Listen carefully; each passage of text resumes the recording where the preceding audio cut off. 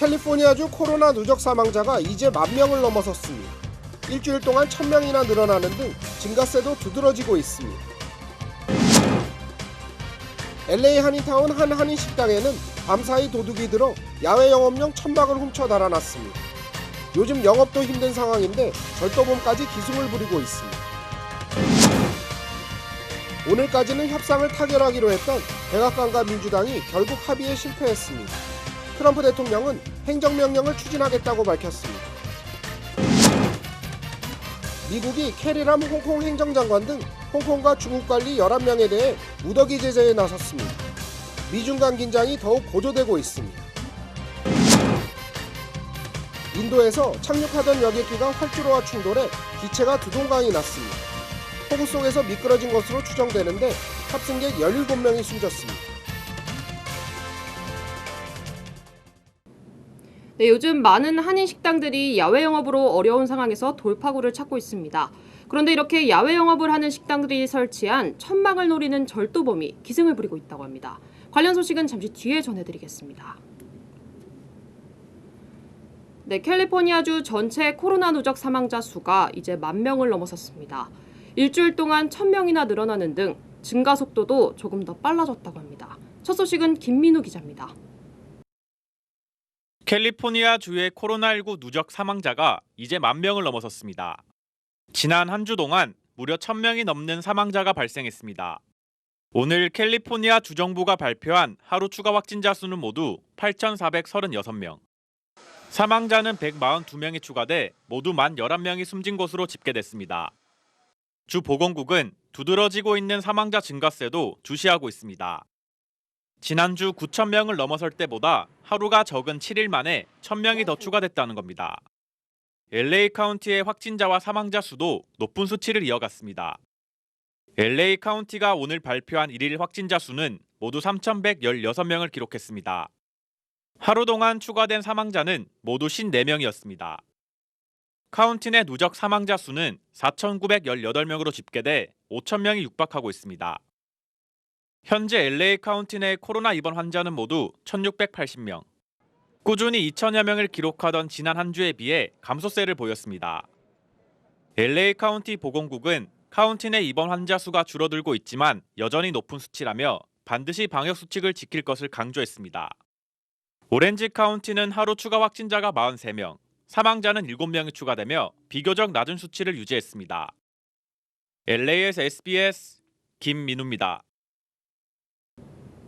LA 한인타운 식당가를 돌며 야외 영업용 천막을 훔치는 절도범들이 기승을 부리고 있습니다. 코로나로 힘든 상황에서 업소들에게는 엎친 데 덮친 격이 되고 있습니다. 이 소식은 이사명 기자가 단독으로 취재했습니다. 한 여성이 한밤중에 천막을 걷고 있습니다. 또 다른 여성이 나타나 천막 기둥을 접기 시작합니다. 두 여성은 야외 영업용 천막 2개를 6분 만에 해체해 준비해온 카트에 싣고 어디론가 사라집니다. LA 한인타운을 돌며 식당 야외에 설치된 천막을 훔치는 2인조 절도범입니다. 그때 너무너무 힘들어가지고 그것도 하려고 허락을 시에 맡았는데 그거라도 해놨던 건데 너무 황당하더라고. 그렇게 하면 지금 막 힘이 나빠서 일을 하는 사람들이. 지난 수요일 밤 11시쯤 웨스턴길 선상 7가와 8가 사이에 위치한 일식당 앞에 세워진 야외 천막을 2인조 절도범들이 훔쳐 달아났습니다. 절도범 2명은 천막을 훔치는 모습은 아주 태연해 보입니다. 이 식당 업주는 실내 영업 중단 명령으로 힘든 상황에서 천막까지 도둑맞아 너무 황당하다는 반응입니다. 업주는 천막이 없이는 야외 영업이 불가능해 손님을 받지 못하고 있는 실정입니다.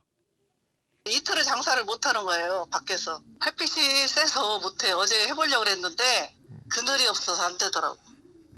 경찰은 2인조 절도범들은 20대 또는 30대 히스패닉계로 추정하고 있습니다. LA에서 SBS 이사면입니다.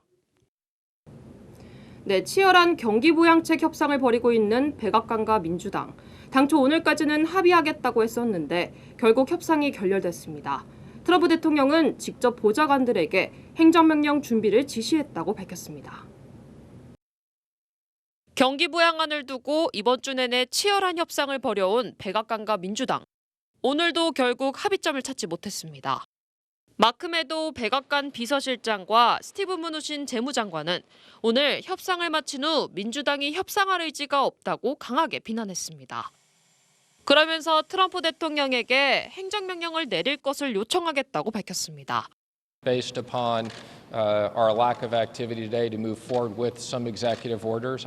Again, we agree with the Speaker. This is not the first choice. 민주당은 백악관에 2조 달러 규모의 부양안을 제안한 것으로 알려졌습니다. 민주당은 연방 하원을 통과한 3조 4천 달러 부양안에서 1조 달러나 삭감한 것이라며 백악관 측이 양보해야 한다고 주장했습니다. Again, to be fair, to meet us in the middle, not to have a my way or the highway attitude, which they seem to have, and we can really get this done. 트럼프 대통령은 이미 보좌관들에게 행정명령을 준비할 것을 지시했다고 밝혔습니다. 하지만 국가 예산안을 행정명령으로 연장하는 것은 법률적으로 사실상 불가능하다는 게 정치 전문가들의 분석입니다.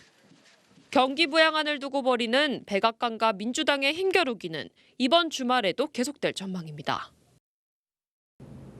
네, LA 카운티가 코로나19 사태 이전에 내린 퇴거 명령을 집행할 방침입니다. 한인들이 다수 거주하는 오렌지 카운티와 샌 버나디노 카운티도 강제 퇴거를 본격 시행하기로 했습니다. 이사명 기자입니다. 법원이 승인한 퇴거 명령을 실시한다.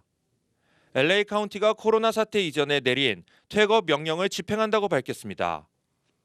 카운티가 명령한 996건에 대해 집행이 시작됐다고 설명했습니다.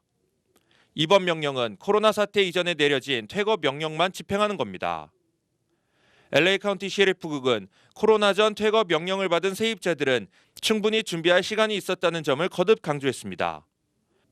오렌지 카운티와 샌 버나디노 카운티도 코로나 사태 이전에 내려진 퇴거 명령을 집행할 방침입니다. 오렌지 카운티에서 퇴거 명령은 180건과 샌 버나디노 카운티에서는 257건으로 집계됐습니다. 셰리프국은 건물주도 임대료를 받지 못하면서 대출 비용을 갚지 못하고 있는 상태라고 덧붙였습니다. 이번 조치는 세입자를 보호하기 위해 퇴거 잠정 보류 정책과 별개로 진행되는 겁니다. 경제학자들은 이번에 퇴거 명령이 집행되면 적지 않은 세입자들이 노숙자로 전락할 수 있는 가능성이 크다고 분석했습니다. SBS 이삼현입니다. 뉴욕주가 다음 달부터 학교 대면 수업을 전면 재개할 방침입니다. 앤드류 쿠오모 뉴욕주지사는 주내 카운티 대부분이 양성 비율 기준을 충족했다며 모든 교육부가 새 학기에는 문을 열 수 있다고 밝혔습니다. 뉴욕주가 정한 대면 수업 실시 기준은 코로나 양성 판정 비율이 5% 이하의 경우입니다. 현재 뉴욕주는 대부분 카운티의 양성 비율이 1%대 정도인 것으로 나타났습니다. 뉴욕주에는 모두 700여 개의 교육구가 있으며 대면 수업 여부는 각 지방정부와 교육감 등이 자체적으로 결정하게 됩니다. 네, 아시아나항공이 이번 주 일요일부터 LA와 서울 노선의 야간 운항을 늘리기로 했습니다. 현재까지 운영해온 주간 주 7회, 야간 주 3회에서 9일부터는 주간 주 5회, 야간 주 4회로 변경됩니다. 아시아나항공은 승객 안전을 위해 탑승 시 거리 두기와 2, 3분 내 기내 공기 환기 등 철저한 방역 조치를 시행하고 있다고 밝혔습니다. 네, 연방재무부가 캐리람 홍콩 행정장관을 비롯한 홍콩과 중국 관리 11명에 대해 무더기 제재에 나섰습니다. 홍콩 자치를 훼손하고 정치적 자유를 탄압했다는 이유에서인데 미중 양국 간 긴장이 더욱 높아지고 있습니다. 이 소식은 워싱턴 김윤수 특파원입니다. 미국 재무부는 캐리람 홍콩 행정장관을 포함한 홍콩과 중국 관리 11명에 대해 제재를 가했다고 밝혔습니다. 문우신 미 재무장관은 람 행정장관 등이 홍콩의 자율성과 홍콩 시민의 집회 및 표현의 자유를 훼손했다고 제재 이유를 설명했습니다. 문우신 장관은 특히 람 행정장관이 홍콩의 자유와 민주적 절차를 억압하는 중국의 정책을 이행하는 데 직접적인 책임이 있다고 지적했습니다. 람 행정장관 외에 홍콩 경찰 총수와 법무장관 등 전현직 홍콩 관료와 홍콩 관련 업무를 담당하는 중국 본토 관리들도 무더기로 제재 대상에 포함됐습니다. 이번 조치로 제재 대상자들의 미국 내 자산이 동결되고 모든 거래가 금지됩니다. 폼페이오 미 국무장관도 성명을 내고 이번 조치는 중국이 홍콩의 자치권을 보장한 일국 양제의 약속을 어긴 데 따른 조치라고 강조했습니다. 앞서 트럼프 대통령은 지난달 홍콩 민주화를 훼손하는 사람들을 제재하는 내용을 담은 홍콩 정상화를 위한 행정명령에 서명했습니다. 중국 관영 매체 환구시보는 미국이 또다시 검은 손을 썼다고 비판했습니다. 공간 폐쇄와 틱톡 제재에 이어 인적 제재까지 연일 전방위로 확대되는 중국 대리기가 반중 정서를 자극해 지지층을 결집하려는 트럼프 대통령의 대선 전략인 만큼 대중 제재 공세는 당분간 계속될 걸로 보입니다. 워싱턴에서 SBS 김윤수입니다. 오늘 뉴욕 증시가 미중 간 긴장 고조와 경기 부양책 협상에 대한 불확실성에도 혼조세를 보였습니다. 오늘 다우존스 지수는 전장보다 0.17% 상승한 27,433에 거래를 마쳤습니다. 오늘 증시는 먼저 예상보다 양호한 고용 지표의 탄력을 받았습니다. 하지만 미중 긴장과 불확실한 부양책 협상으로 등락을 거듭하는 혼조세를 보였습니다. 나스닥은 기술주의 부진으로 하락 마감했습니다. 네, 인기 무료 증권 투자 앱 로빈후드에서 지난 한 달 동안 제일 많은 사람이 보유했던 주식은 포드 자동차인 것으로 분석됐습니다. 포드 자동차는 지난 7월 동안 거의 93만 명에 육박하는 로빈후드 사용자들이 보유했던 것으로 조사됐습니다. 2위는 85만 명의 제너럴 일렉트릭, 그리고 3위는 아메리칸 항공이었습니다. 애플은 4위, 그리고 테슬라는 8위를 각각 차지했습니다. 네, 한국에서는 코로나19 확진자가 하루 동안 20명이 늘었습니다. 최근 30-40명대를 유지하다 좀 줄어든 건데 보건당국은 카페 이용과 관련해 강화된 방역 지침을 내놨습니다. 조동찬 의학 전문 기자입니다. 보건당국이 어제 전국 식음요점 협회로 배포한 카페 이용 지침입니다. 이용자는 음식을 먹거나 음료를 마실 때 빼고는 반드시 마스크를 써야 하고 업주는 이를 안내, 감독해야 합니다. 가능한 포장이나 배달 판매를 이용하고 실내보다는 야외 탁자를 권장하며 단체 손님은 반드시 예약해야 합니다. 좌석 배치도 지그재그로 앉거나 한 방향을 보도록 했습니다. 보건당국은 특히 카페에서 마스크 착용법이 좋지 않다는 분석이 있어 특별 조치가 필요했다고 설명했습니다. 하지만 사람이 모이는 일반 음식점이나 구내식당 등도 위험성은 같아서 주의가 필요합니다. 주로 비말로 이렇게 전파미 감염이 되는데 그 위험 반경이 한 2m 정도 되거든요.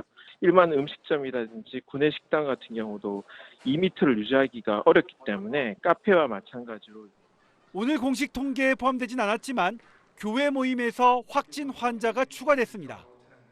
고양시 기쁨 153 교회에서 7명, 반석교회에서 7명이 각각 추가 확진돼 이 두 교회와 관련된 누적 감염자는 23명으로 늘었습니다. 예배 후에 교인끼리 같이 식사를 하신 걸로 확인하였습니다. 보건당국은 장마가 끝나고 본격적인 휴가철이 고비가 될 수 있다면서 철저한 방역 수칙을 당부했습니다. SBS 조동찬입니다. 경기와 강원 북부에 쏟아진 폭우로 전방 군부대도 피해가 많습니다.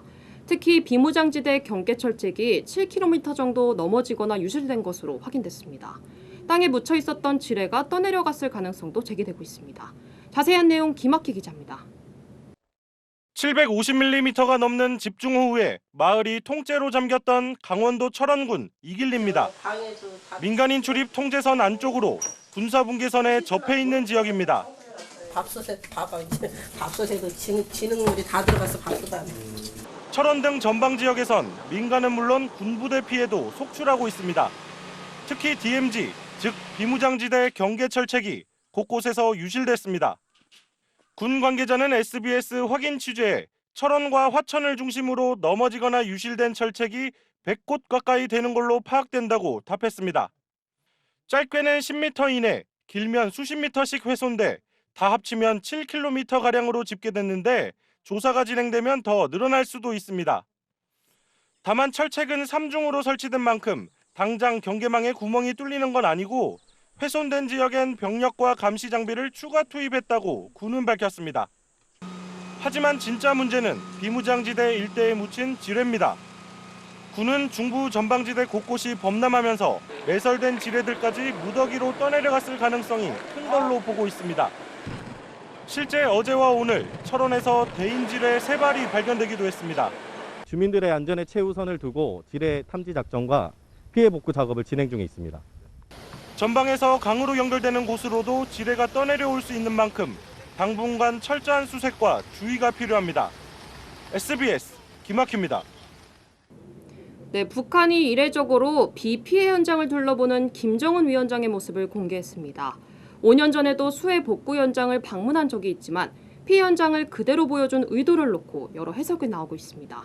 안정식 북한 전문 기자입니다.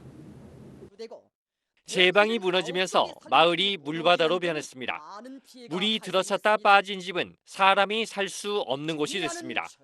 북한 매체들은 황해북도 은파군의 홍수 피해 현장을 찾은 김정은 위원장 모습을 공개했습니다. 이재민 식량과 필수품 지원을 위해 예비 물자도 풀라고 지시했다고 전했습니다. 국무위원장 예비 양곡을 해제하여 피해 지역 인민들에게 세대별로 공급해주기 위한 운전석에 직접 앉은 김 위원장. 최고 지도자가 현장을 누비며 주민 보살피는 모습을 보여주려 한 것으로 보입니다. 김 위원장이 수해 현장을 찾은 것은 2015년 9월 나선시 방문 이후 두 번째입니다. 하지만 당시엔 복구가 상당히 진행된 뒤 격려하는 자리였다면 당에서 요구하는 높이에서 라선시 피해 복구를 끝낼 수 있는 확고한 전망을 열어놓았다고. 이번에는 수해 현장을 그대로 둘러봤다는 차이가 있습니다. 수해 현장을 그대로 보여준 건 외부 지원을 염두에 둔 것 아니냐는 관측도 나옵니다. 정부는 북한 상황을 지켜보고 있다면서도 지원 가능성을 열어놨습니다. 기본적으로 자연재해 등 비정치적인 분야에서의 인도적 협력은 일관되게 추진한다는 입장입니다. 북한은 아직 전체적인 수해 현황은 공개하지 않고 있습니다. SBS 안정식입니다. 네, 백악관과 민주당 결국 약속했던 기한까지 협상 타결에 실패했습니다. 실업수당을 필요로 하는 사람들은 시시각각 늘어나는데 정치권에서는 이견 차이도 좁히지 못하고 이번 주 내내 협상만 하다 지나갔습니다. 국민들이 힘들 때는 우선은 돕고 보는 것이 중요하다는 생각입니다. 실업수당으로 국민들에게 지급하는 돈, 경제를 다시 돌리고 결국에는 세금으로 정부에 돌아갑니다. 좋은 주말 보내시기 바랍니다. 이빅뉴스 마치겠습니다. 고맙습니다.